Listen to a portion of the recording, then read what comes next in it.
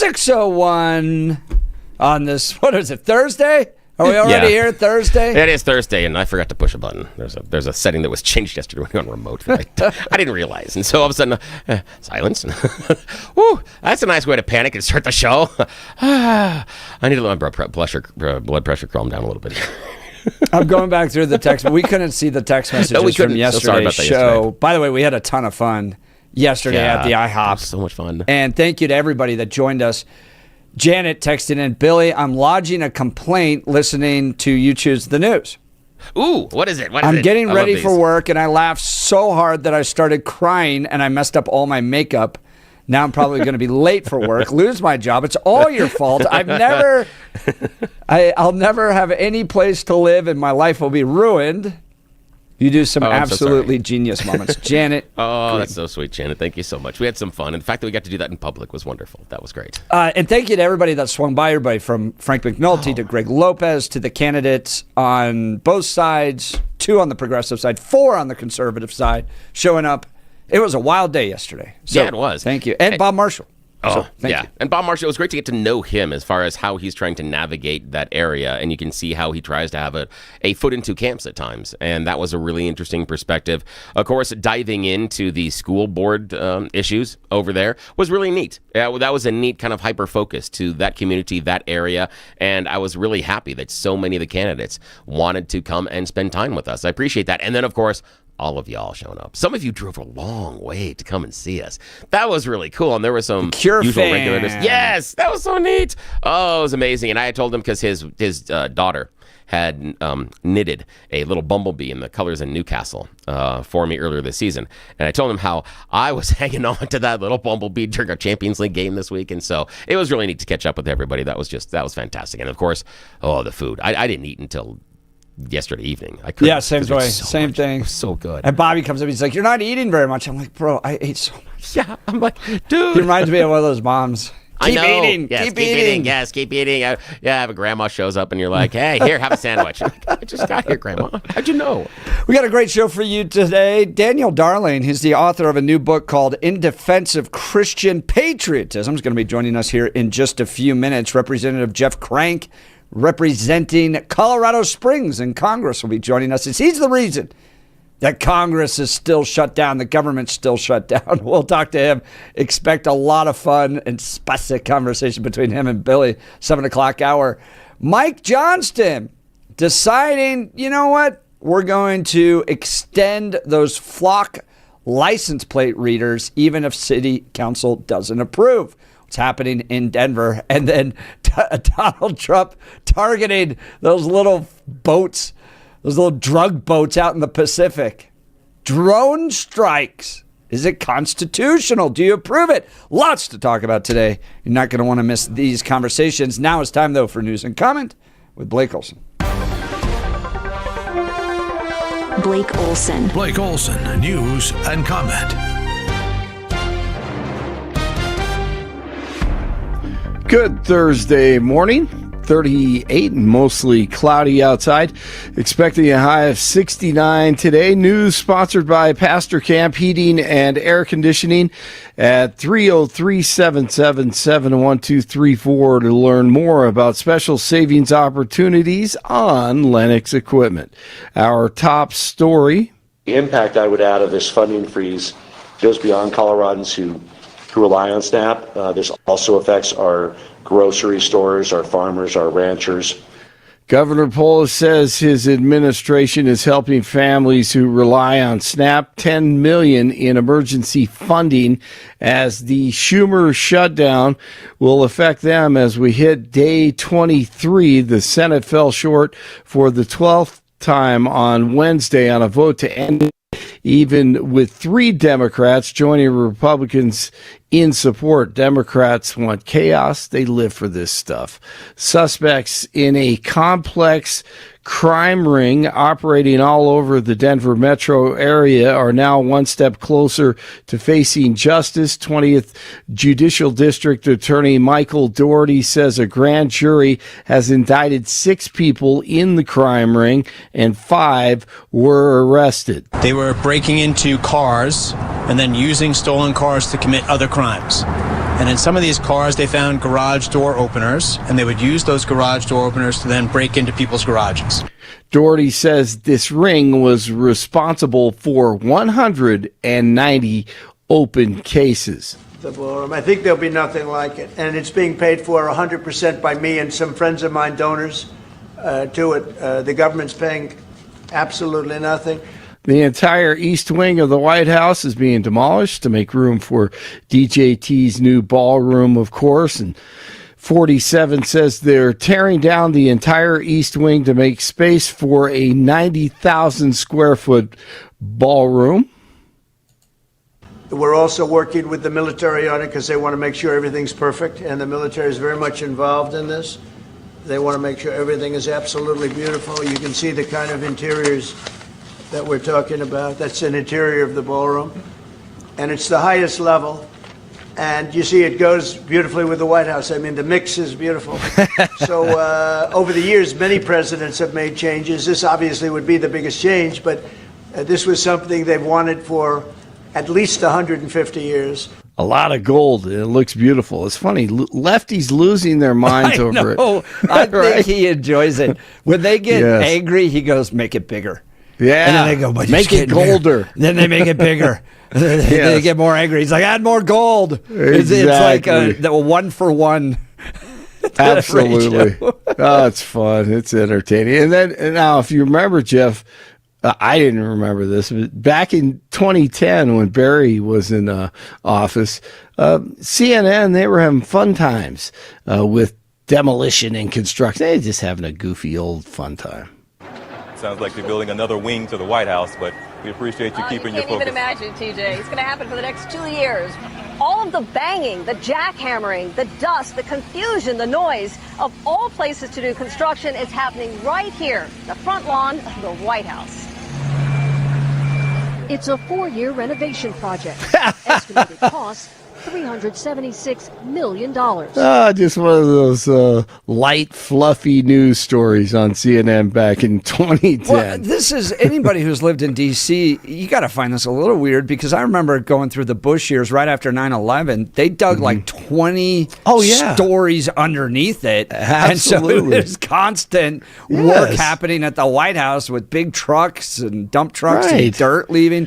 So it's, I just don't, it strikes me as purely partisan. Trump and his friends are paying for it, and they need this. They need it. Obviously, every story I hear, I think even from you, is there's no room in there for it's events not like small this. And who cares? Right? Who cares exactly? 1% of 1% of 1% of the people will be there. Yeah, we update everything in this country. Why not do it? Yeah. It's not like they're knocking down the front aspects of it. This is the wing. Yes, exactly. You got it. DJT says he's suspending all military aid to Colombia due to its alleged role in the illegal drug trade. 47 called Colombian President Gustavo Petro a very bad guy who's making lots of drugs and said he better watch it or we'll take very serious action against him.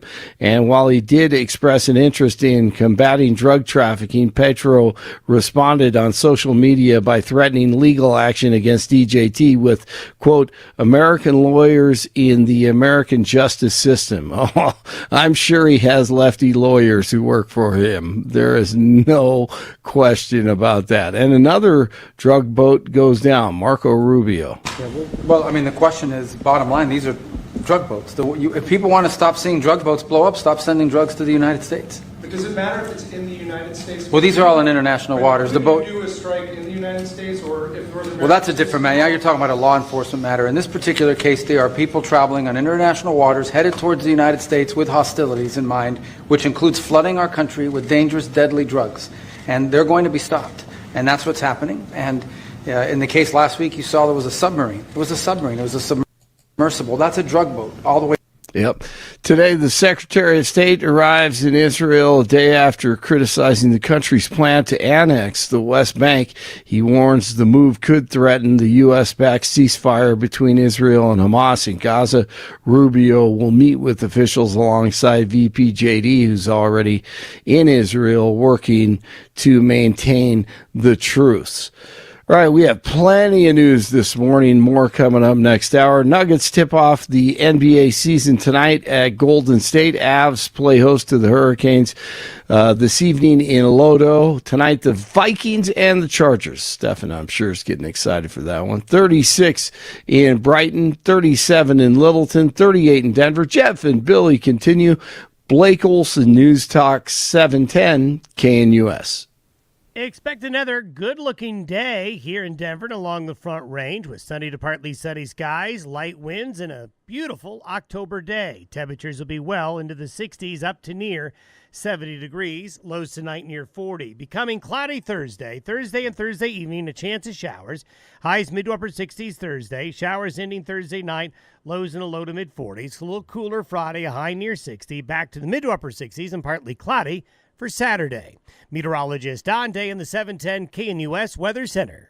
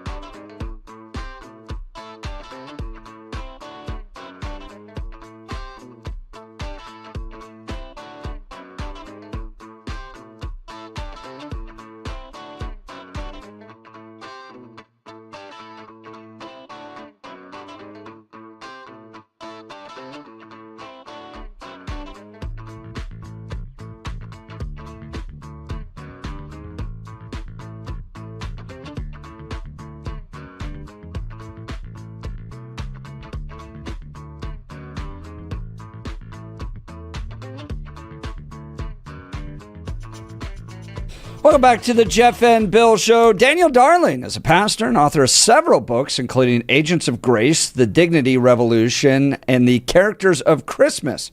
Currently serves as the director of the Land Center for Cultural Engagement at Southwestern Baptist Theological Seminary and is a fellow at the Ethics and Religious Liberty Commission of the Southern Baptist Convention. He's got a new book out, In Defense of Christian Patriotism. Is he a Christian nationalist? Joins us now. Good morning, Daniel. Thank you for joining the Jeff and Bill Show. Morning. It's great to be here with you guys. It really is. So tell us the overall thesis of the book. What's the argument in defense of Christian patriotism?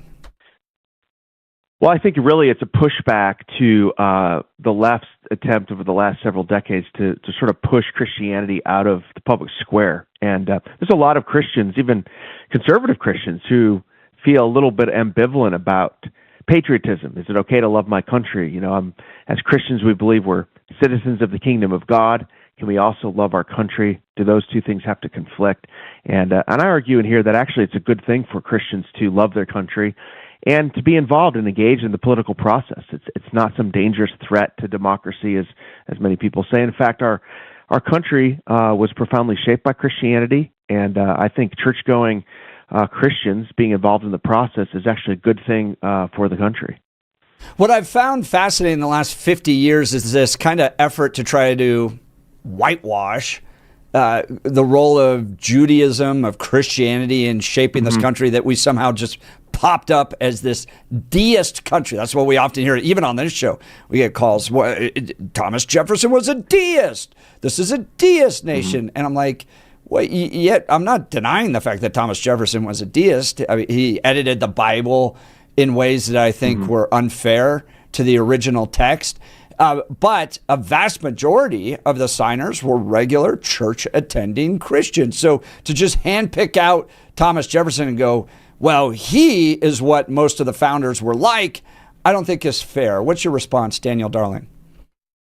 I think you're right. I mean, even, Jefferson's probably the most secular of our founders, and yet he understood, as did John Adams. I think both of those men would be described as kind of Unitarian, where they had a belief in God but may not have Orthodox Christian beliefs. But even those guys understood the importance of Christianity to the American experiment. They understood that this idea of ordered liberty would not work unless there's a layer of virtue and religion and arguably Christianity in there. They didn't want a state church. They didn't want the government telling people how to believe or what to believe in terms of how they worship. But they understood that for this project to work, there has to be religious and I would argue a good number of faithful church-going Christians.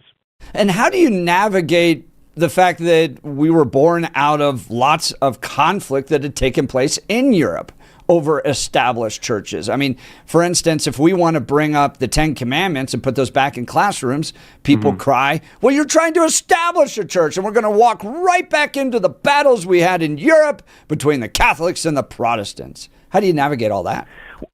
Well, the founders, they did not want a state church, and neither did the Baptists. I'm a Baptist. The Baptists didn't want that either. They had looked over the long history of the church and of world history, and they saw that whenever you have a state church, it's not good for the state or the church, and they saw one sect would persecute another. So they didn't want that. They wanted religious liberty. They didn't want a government that could trample your conscience and tell you what to believe. At the same time, they could never have envisioned this kind of secularism where you're pushing religion, pushing Christianity out of the public square.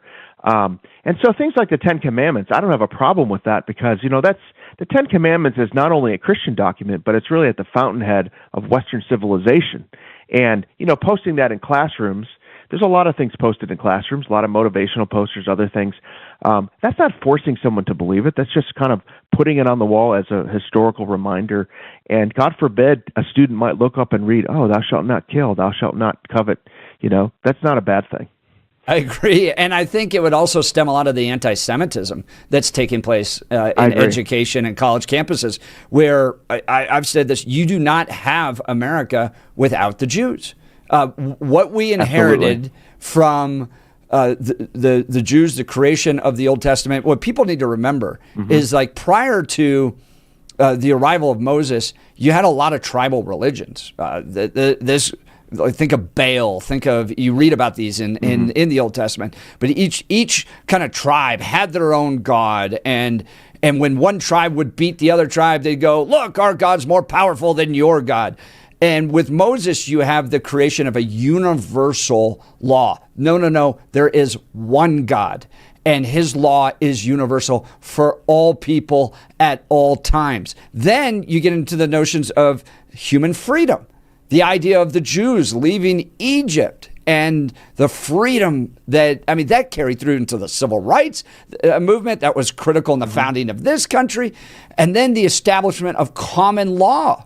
And with the idea that if you do have universal law, well, then we can have a common law. That was the foundation by which our laws were created out of England and then inherited here in the United States. So you don't have that. That's why I look at the Ten Commandments. I go, maybe it would help stem some of the anti-Semitism. Your thoughts?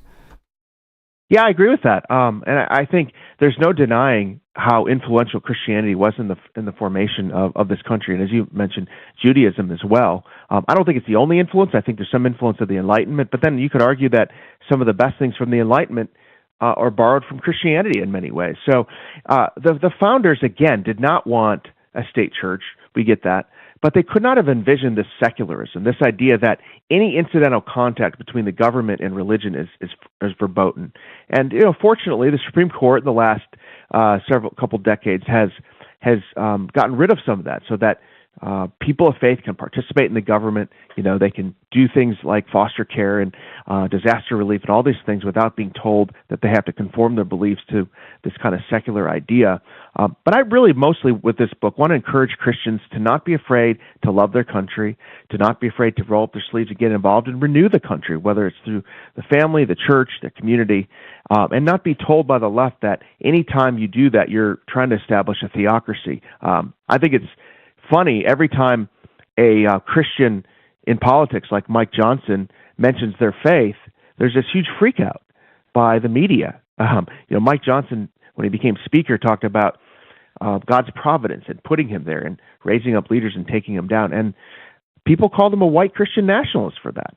When George Bush mentions that his favorite philosopher is Jesus Christ, there was article upon article about how he's going to establish this theocracy, when in reality, the words that they were saying and referencing Scripture is really in keeping with American history. If you look back at most of our presidents, even well into the 20th century, reference America's Christian character, whether it's FDR's D-Day prayer or, Harry Truman, Dwight Eisenhower, and even Martin Luther King in his civil rights push really appeal to America's Christian character and said we're not living up to what we say we are. So all this kind of stuff is normal and natural, and I think pushing it out of the public square makes our country less free and less good. And so I think we should encourage people of faith to get involved in whatever way they can to love their country and help renew it. That's Daniel Darling. He's the author of this book, In Defense of Christian Patriotism. Daniel, why is it problematic to get Christianity out of the public square? Aren't we more enlightened as we become more secular? It's a neutral public square. Ideas can compete. Why not push Christianity out? Well, there's two problems. First of all, if Christians abandon the public square, if Christians do not get engaged, someone else and something else will replace that, and it's usually not better. And even a lot of secular people are acknowledging this, right? Richard Dawkins says, all things being equal, he'd like to live in a country that's shaped by Christianity. Or the writer for The Atlantic, Derek Thompson, kind of laments the lack of church-going in America and how that's hurt our political discourse. So I think it's bad for the country when people of faith don't get engaged, because Christians going to church every week are tempered by eternal realities. So it kind of tempers our passions, if you will, and gives us a sense of realism that we can do some good work. I think when you pull those kind of people out of the public square, you have people engaged for whom politics is everything, and it's existential. And I think that's why you're seeing the discourse so bad. On the other, also, this idea of a neutral public square is really a fiction, because everybody's bringing a worldview when they engage in politics, when they engage in these ideas. Why should Christians be punished and saying they have to leave their beliefs at home when everyone else can bring theirs? So I don't think that's right. And two, I think the natural state of humanity is tribal and chaotic. And Christianity has really important values that it brings to the public square that aren't natural. And when I say natural, I think like what the Bible would describe as fleshly, that are just kind of where your flesh and your passions want to take you. So for instance, I am commanded, as much as I wouldn't like it, to love my enemies and pray for those that persecute me. And you don't find that really in any other worldview, because that's specifically a teaching that comes from Jesus. So, if you get into a secular worldview, like it is purely utilitarian, I win, you lose type of mindset, what's the point of loving your enemy and praying for those that persecute you, right? Club them over the head. Take what they have. It's now yours. Yay! And you see that in lots of failed states, that takes place. So Christianity, to your point, has a really good tempering value system in the public square. And I mean, it requires grace. It requires compassion. You need to wash the feet of your enemies like Christ did with Judas. I mean, there's a really, this is where I think atheists or secularists really miss the importance that Christianity has. I pointed this out one time to a reporter. I don't think you've had a gay pride parade anywhere but a historically Christian Western civilization nation. They're definitely not taking place in China. They're not taking place in Russia. They're not taking place in definitely not Islamic countries. So while I may disagree with it, there's a level of tolerance that comes with Western civilization that you don't see in other nations, in part because of the tempering Christian influences. What are your thoughts? Yeah, I agree with that. And in fact, Jonah Goldberg talks about this in his book, that what we have in America, this idea is unnatural. It's unique, this American experiment. And this is why I want to encourage Christians to be patriotic as we approach America's 250. To love their country doesn't mean we think America's done everything right. Doesn't mean we support every policy that every president or Congress puts forward. In fact, sometimes patriotism requires us to oppose things that we think are bad. But to not give into the cynicism about the nation, that it's a failed project, that everything's terrible, that we've only ever done things wrong, but to love our country. And I think when Christians get engaged, as you said, it brings into the political sphere a sense of realism. Christians who live for eternity can be realistic about what we can do in the here and now. A lot of people in this age have replaced religion with politics. And when politics becomes a religion, it becomes existential. It becomes everything. This is why we're seeing increased political violence. This is why we're seeing our discourse so bad. But when you have this tempering effect of Christianity, I think it makes your politics better. I think we saw this with Charlie Kirk, right? Charlie was very political. He was mobilizing people to vote. He cared about the issues. But he would say over and over again that the most important thing is your relationship with God. The most important thing is your family going to church. And I think that's really good. Daniel Darling is the author of this book, In Defense of Christian Patriotism. I think definitions are important. Help us understand the difference between what America is versus a theocracy versus a theonomy, because those are different levels. And oftentimes people want to jump right to a theocracy. And I remind them, that's a different understanding than just allowing Christians to share their values in the public square. Help us with those definitions. Yeah, I mean, most Christians don't want a theocracy. They don't want a state church. They don't want the government to say you have to become a Christian. Conversion at the end of a sword is not true conversion. But there is a small group of folks who are kind of dissatisfied with the American experiment and think, well, maybe we should go back to the time where, there's an official state church, or you have to be a Christian to serve in government, or you have to be a Christian to be a citizen.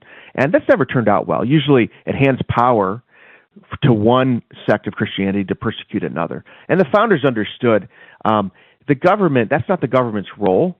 The government's role is not to decide between right and wrong worship. That's the role of Christ. Christ separates the sheep from the goats. Christ separates the wheat from the tares. When Paul is telling Timothy to pray in 1 Timothy 2, he's saying, pray for our leaders so that they give us the ability to live a quiet and peaceable life so that we can advance the gospel, because there's one mediator between God and man, the man Christ Jesus. So the mediator is not the government. And so we don't want to, most people, and I don't think the Bible really advocates this, a theocracy like you had in Israel. Israel was a temporary arrangement where God was arranging their civil laws. We can learn some things from those things, but his expectations for the nations after that is really more modest and not enforcing worship until Christ returns. And so in this here and now, in the fallen creation, I think the American experiment, where you have robust Christianity but you have religious freedom, you're not forcing people to believe, I think that's the best arrangement. And I think that the founders understood, and really Christianity has advanced and under freedom, when people are free to worship. Well, and I think cultural context is important, and you being a Baptist can help us understand this, that at the point that Jefferson, for instance, wrote the letter to the Danbury Baptist, if you were a Baptist in an Anglican state, you had to apply for a license just to go preach the gospel. So, right. I recognize that it can get real complicated real fast when you put particular sects of Christianity with the power to choose the leaders. And that becomes the important part of a theocracy, is that it's not a democracy, it's not a republic. The church leadership, whether it's Catholic or Anglican or even Baptist, they're the ones who start choosing the political leaders. That's the definition of a theocracy. Just allowing Christians to argue down at a city council meeting that we should have strong Christian values in our education system, for instance, is not the same as the Catholic Church picking who's going to sit on the city council to begin with. That's the difference between a theocracy and what America has. But go ahead, Dan. Yeah, that's exactly right. And, at times you had in the early colonial era, and then obviously in Europe throughout the years, the government telling the church how to worship, right? This is one of the reasons the Baptists dissented in England, because they didn't want the authorities telling them how to do their liturgy and how to order their church government. And so you want the government out of the church, but as you said, you don't want one particular sect of Christianity with the power to to rule. And again, you and I are limited government people. I think the government can barely run a functioning post office. I don't think they have the competence to tell people what to believe and what not to believe. But that's much different than Christians running for office, Christians advocating for values based on their beliefs, Christians being in the public square, having Christian, a Southern Baptist Speaker of the House and an evangelical Senate Majority Leader, and we've had Christian presidents. This is a good thing. And the founders never envisioned this sort of secularism, this neutrality. They envisioned a thick, robust Christianity in America for this experiment to work. John Adams said this government is only for a religious and moral people. When you remove that, when you remove virtue, liberty becomes license and anarchy. So you have to have that in the nation. And so I think as we think about America going forward, we should pray for revival. Maybe we're seeing it right now. We should pray for people to turn toward God, even as we advocate for good policies, knowing that ultimately our problems will be fixed. To be fixed are spiritual, not even political. That's Dan Darling. He's the author of this book, In Defense of Christian Patriotism. Dan, I want to ask you about why Christians seem perfectly willing. I mean, they'll get on an airplane, they'll raise money, they'll fly all the way, halfway around the world to do a mission trip, but show up at a city council meeting or a school board meeting? Oh, no. Especially pastors. I know pastors very happy to travel halfway around the world. But go to a city council or school board meeting, well, now I'm getting involved in politics. I don't want to do that. What's your encouragement to pastors, Christians, with regards to Christian patriotism and activism in their communities? Well, I mean, I think it's good we do missions, and I don't want us to do any less missions. Fulfilling the Great Commission. We have great resources here, and we should send them to do missions. But as you said, you're right. Getting involved in creating good laws for our neighbors is important, right? What I talk about in the book is Jeremiah said to the exiles in Babylon to seek the welfare, the flourishing of their city. And we as Christians in America have been given a stewardship that we actually can vote. We could use our voice. We can help shape the laws that affect our neighbors' flourishing. So we absolutely should do it. Jesus said to love your neighbor as yourselves. Part of the way we love our neighbors is getting involved in politics and helping to create laws that affect our neighbors' flourishing. And so I don't think we can be silent. I think pastors should speak up on very important issues. Now, again, you don't want pastors to be pundits. Pastors on Sunday should preach the word of God. People are coming to hear a word from the Lord, not a word from, their favorite pundit. At the same time, there's many things in Scripture that are unavoidably political. There's many things where you have to speak out about the things going on in the country. And I think pastors can distinguish between top-tier issues of moral values, life and marriage and those issues, and tertiary issues where good people disagree on, what should the tax rate be or things like that. But pastors should not be silent. They should use their voices. They should encourage Christians to go into the communities and shape their communities, run for school board, run for city council, help shape those laws.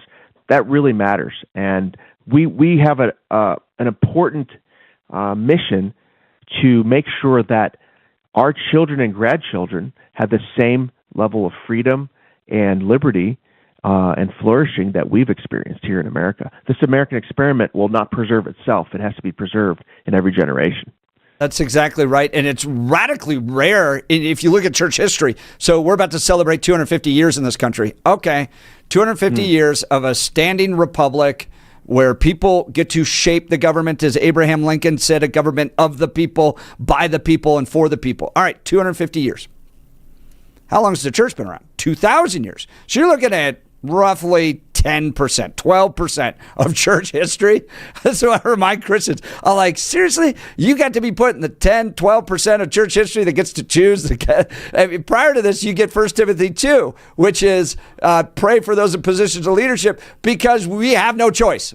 They are kings. Right. They're Caesars. They're forced upon you. You got to deal with whoever you get. Here you get the unique, amazing, rare ability to be able to guide your government by being involved in it. And so seek that opportunity. I do want to ask you a little bit about Charlie Kirk's position. You and I have been involved in evangelical circles for years. You had some pastors that for years kept Charlie at arm's length, going, he's too divisive, he's too political. And I think look, Charlie went on a journey. I remember the first time he came and spoke with our organization, 2013. It was very much an economic conservatism. That seemed to be the entry point for Charlie into the conservative movement. But as you saw him get older and get serious about his faith, you saw that a lot of his messages became religious in nature, to the point where his death and then the memorial was one of the most wild moments in American history. You have political figure after political figure proudly proclaiming the gospel of Jesus Christ. Marco Rubio gets up there and does a perfect exposition of the gospel of Jesus Christ in front of millions of people watching. I mean, if you had gone back to, mid-2000s, this wouldn't have happened. It would have been a more tempered down kind of talking about faith. And so you had this moment in evangelicalism where they said, politics is too divisive. We're third way, for instance. We're not going to get into Republican Democrats.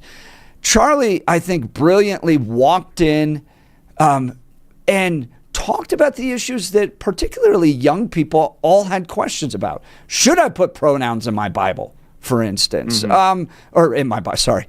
Pronouns in my bio, not my Bible. Should I put pronouns in my bio?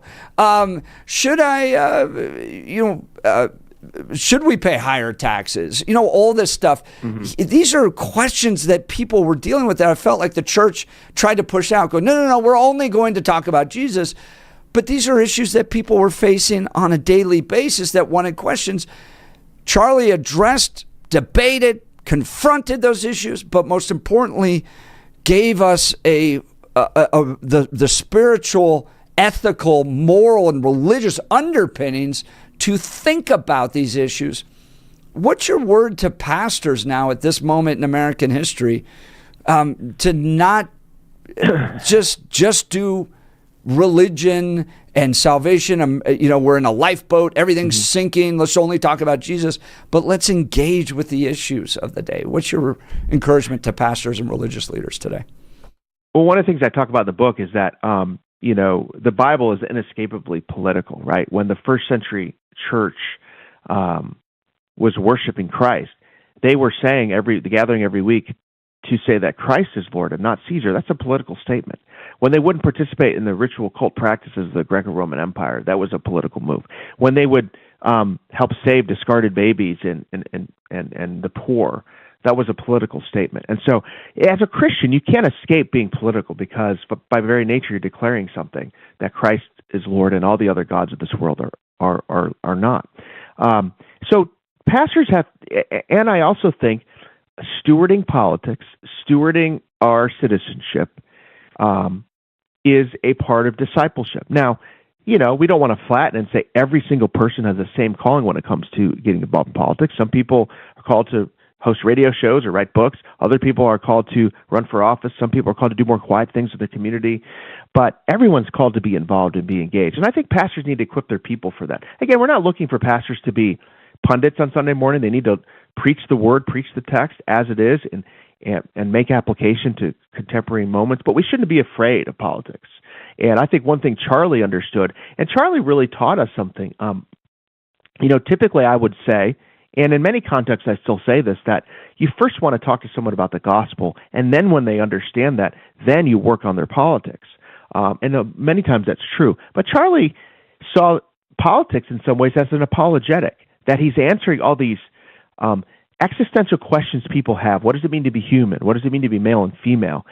And after answering those questions, leading them into Christianity, which is really remarkable. And he, the thing we can emulate from him is that he was unafraid to engage people who disagreed with him, planting himself in the middle of people who all disagreed with him and having civil conversations with them, not avoiding them, and convincing many minds. In many ways, Charlie made conservatism cool among young people.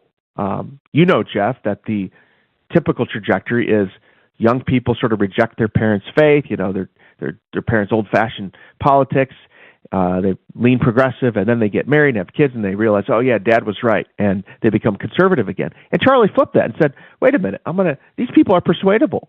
And he made it cool again to be conservative. And so I think he did a really good job with that. And he was on a journey. Dr. Al Mohler had a great point that he met Charlie early in when he first started, and he really wasn't talking about Christianity. He wasn't talking about values. He's more talking about sort of libertarian arguments. But as he started to embrace his evangelical faith more, he started to make that part of his repertoire. And toward the end, he was telling all these people coming to his conferences for politics, all these young men, hey, young men, stop messing around and get married. Hey, young men, stop being aimless and go to church and find purpose. And he was telling people, even though politics is important, that your spiritual life is even more important. So I think he had a profound impact that I don't think we'll be able to measure even long after he's gone. That's Daniel Darling, author of In Defense of Christian Patriotism, joining Jeff and Bill live. We sure appreciate the generous time you spent with us this morning, sir. I've got kind of a theoretical question for you, and it's a balance of what I see in politics right now and our society. When Christianity and Jesus was out and starting the religion, a lot of times he focused more on asking his followers to enact social change rather than political change. Part of that is the structure, as you well know.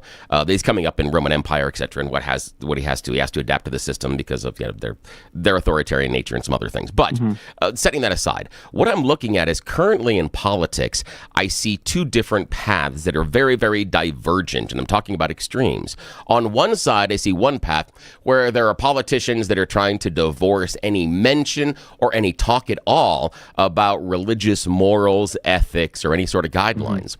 On the other side, I hear some politicians that are saying what we really, really need in America right now is that our government needs to listen to and take orders from the church. What are your responses or reactions to either of those extremes, and what do you advocate is the best path forward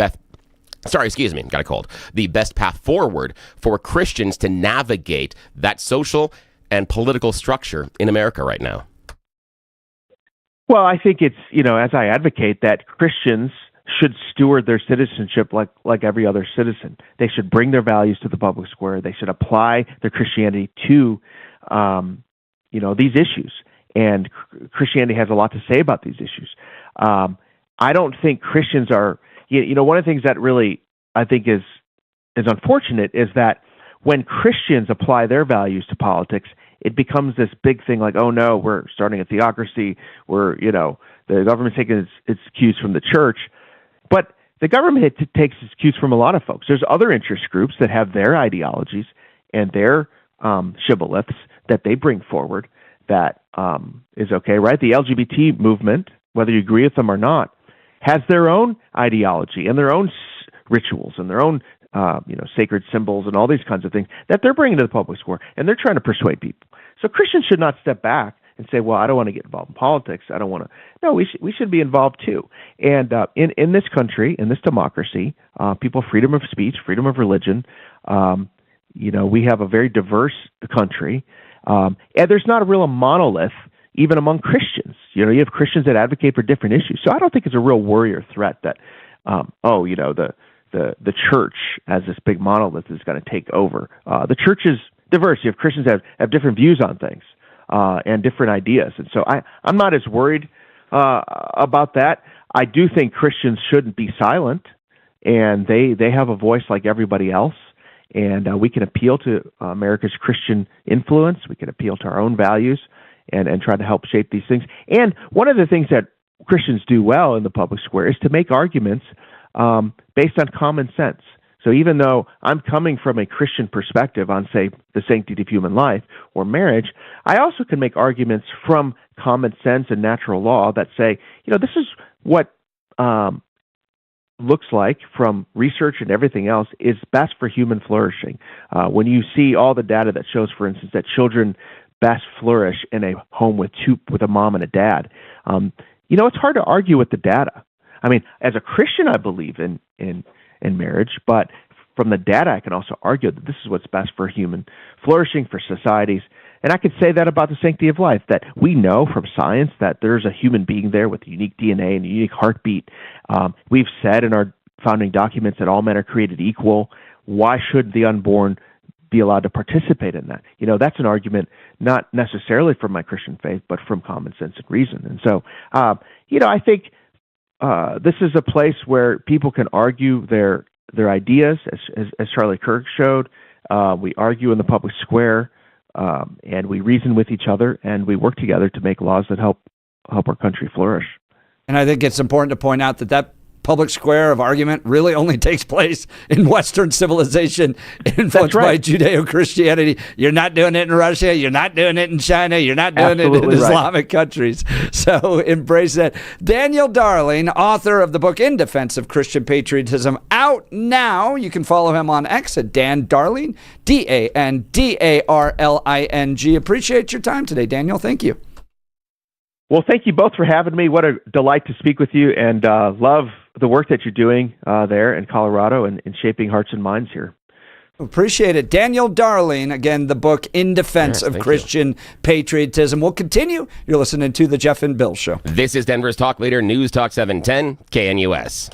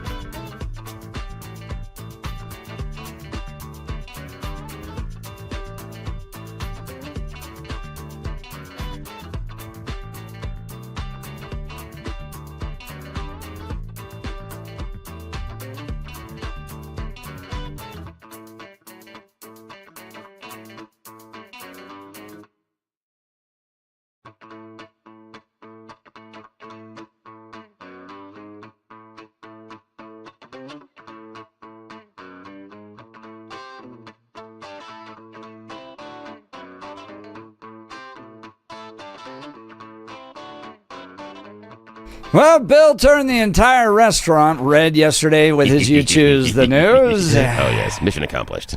I'm not sure I want to do this. Oh, yes, you do. Yes, you do. The surprise, the suspense is killing all of us. Yeah, now it's time for Bill's very controversial and awkward You Choose the News. Ah, yes, just like I was a child. Yes, we are being a little childish this morning. It is time for America's favorite fake radio news game show, You Choose the News. Yeah. What we do here is we go out, I browse the interwebs for really bizarre stories about us humans, give them even more ridiculous headlines, and then hopefully create some embarrassment or at least some laughter in the process. So yeah, not always a home run, but it's always going to be interesting. And why are we doing this at 6:50 in the morning? Well, we found out that those in charge do not awaken or arise until 7 a.m. So when left unsupervised, Jeff and I are going to take full advantage. As always, we need a fall guy. I mean, we need a partner, and that is Blake Olson, who joins us from the news department. Okay, gentlemen, here are our questionable headline choices this morning. Headline number 1, connection issues. Headline number 2, you're getting fat. Headline number 3, dangerous Doritos. And headline number 4, invaders retreat. Mr. Hunt. Dangerous Doritos. Yes, here we're talking about some dangerous Doritos in Baltimore, Maryland. Recently, Tacky Allen was sitting with some friends outside Kenwood High School, and he was eating a bag of chips after football practice. Suddenly, about 20 minutes later, police officers showed up with guns walking directly toward him and said, "Get your hands up, lay down," and they handcuffed him and searched him. Why? Because of those delicious chips. Now, here's what happened. Artificial intelligence detectors that are used on Kenwood High School's grounds thought that his bag of chips was a weapon. So it notified police that an emergency was there on scene. Yeah. This is how well AI is working dangerous. On this one. Yeah. Yes, that AI is. Where are these AI? Is this America? Yeah. Kenwood High School in Baltimore, Maryland. Whoa. Yeah. And so the AI thought that a bag of chips was a gun. Yeah, evidently it has to do with some of his hand gestures when he was grabbing the chips out of the bag and then crumpling it and putting it in his pocket. That made AI think... Quick draw. Yes, exactly. I'm just like, okay. This is how well AI is going to help us with law enforcement. What happens when you do the little, finger rubber band thing? Yeah, I know. I assume that they come in and they just don't even ask questions and shoot on sight. Yeah, right. Exactly. That's so frightening. That's going to be fun. Okay, Blake, sir. Connection issues, you're getting fat, or invaders retreat? You're getting fat. Yeah, I will not try to take that personally, but you may be right about that one. That's because all the delicious stuff makes you fat. But okay, that's another day. Okay, now, if you're an American and you just woke up this morning, well, congratulations, we're all fatter. Yes, each and every one of us, regardless of your exercise ability. Because Centers for Disease Control and Prevention, more than 2 out of 5 U.S. adults are classified as obese, but they're issuing new health guidance. Doctors in Massachusetts said that they're looking at defining obesity beyond the simple body mass index to talk about how fat is distributed across the body. That would mean, wait for it, instead of 40% of Americans being obese, drumroll, 70% of us are now going to be fat asses. Yes. That's probably accurate. I know, but they're changing the rules. Like, we're just going to define more as you as fat. I'm sure that's going to help out a lot. I appreciate that. You know what defines me as fat? What I see in the mirror every morning. Yeah, that's right. That's just awful. We're all middle-aged men So at this bad. point. There's Yeah. pretty much nothing you can do. Yeah, I know. Alrighty. Now, Jeff, final choice. Connection issues or invaders retreat? Invaders retreat. Yes, the invaders retreat. Oh, but these are talking about space invaders. Specifically, invaders from SpaceX. Yes. Cards Against Humanity says it has obtained a settlement with SpaceX and Elon Musk and will celebrate. The party game company bought land in 2017 in his attempt to stymie President Trump's wall-building project in Texas.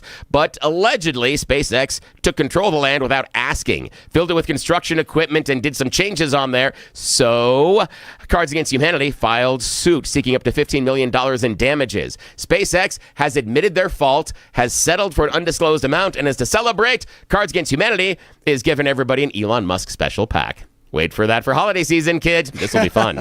Alrighty, Jeff, back to you. We got a lot to cover in the next hour as Jeff Crank joins us. You're listening to The Jeff and Bill Show. This is 710 KNUS.